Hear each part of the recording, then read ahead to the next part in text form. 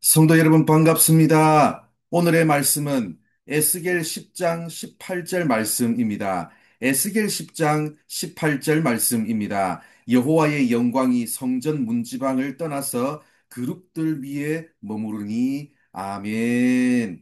에스겔은 지난 1장에서 충격을 받았습니다. 하나님이 없을 것 같은 우상 숭배의 본거지 바벨론 땅 한복판에 하나님이 찾아오셨습니다. 그때까지 이스라엘 백성들의 생각은 하나님은 성전에 계신다는 것입니다. 그래서 하나님을 만나고 하나님을 예배하기 위해서는 예루살렘 성전에 가야 한다고 생각했습니다. 그런데 바벨론 포로로 잡혀온 에스겔에게 하나님이 찾아오셨습니다.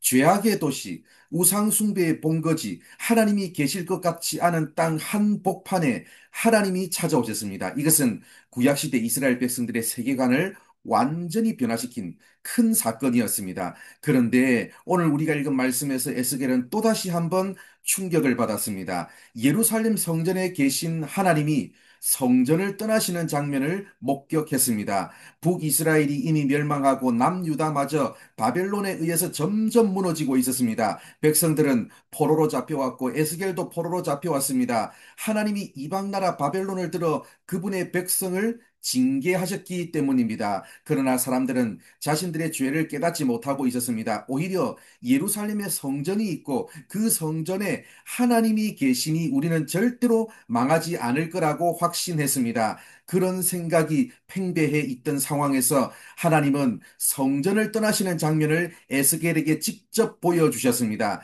이것이 얼마나 큰 충격이었을지 상상이 되십니까?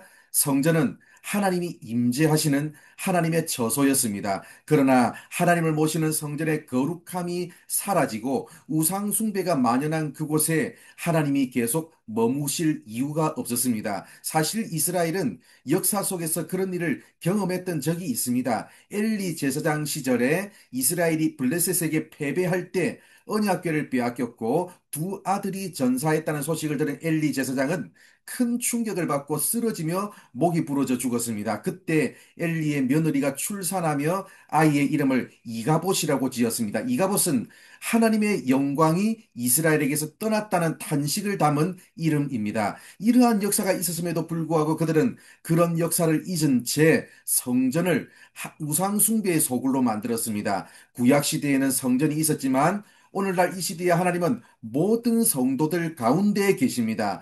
우리 몸은 성령이 거하시는 전입니다. 하나님이 우리 안에 계시다는 것은 우리가 하나님으로 충만해진다는 뜻입니다. 성령으로 충만해진다는 뜻입니다. 성령 충만은 성령의 다스림에 온전히 순종하는 상태를 가리킵니다.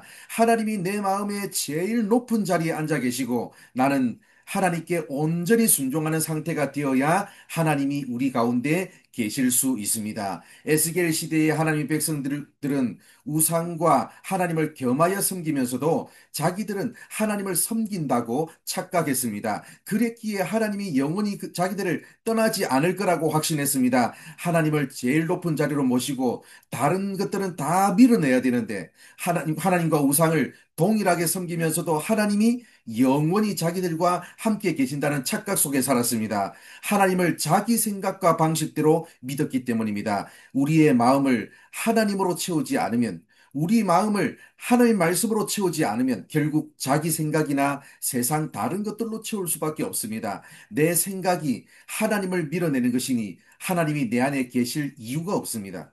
에스겔 시대에 하나님도 우상으로 가득 찬 성전에 계실 수 없어서 그곳을 떠나셨습니다. 사랑하는 성도 여러분, 지금 나는 하나님이 거하시는 성전이 되어가고 있는지를 점검해 보시기를 바랍니다. 내 생각과 이 세상이 주는 것으로 하나님을 내 마음속에서 내 삶 속에서 밀어내고 있지는 않은지 돌아보시기를 바랍니다. 오늘 이 시간 하나님을 내 삶 속에 가장 높은 자리에 모심으로 하나님으로 충만한 삶, 말씀으로 충만한 삶, 예수로 충만한 삶, 성령으로 충만한 삶을 살아가는 우리 모두가 되기를 바랍니다. 기도하겠습니다. 하나님 감사합니다. 오늘도 이렇게 우리를 사랑해 주셔서 말씀해 주셔서 감사합니다. 하나님을 믿는다고 말하면서도 내 방식대로 이 세상 세계관이 말하는 대로 하나님을 섬기고 있지를 않은지를 다시 한번 더 점검해보는 이 시간 되게 하여 주시옵소서. 하나님으로 충만한 삶을 살기 위해서 오늘도 하나님을 내 삶의 제일 높은 자리로 모시고 하나님의 말씀에 온전히 순종하는 하나님의 백성으로 살아가게 하여 주시옵소서. 오늘도 아버지 하나님 우리의 삶에 함께 하시고 동행하여 주실 줄 믿사오며 예수님의 이름으로 기도드립니다.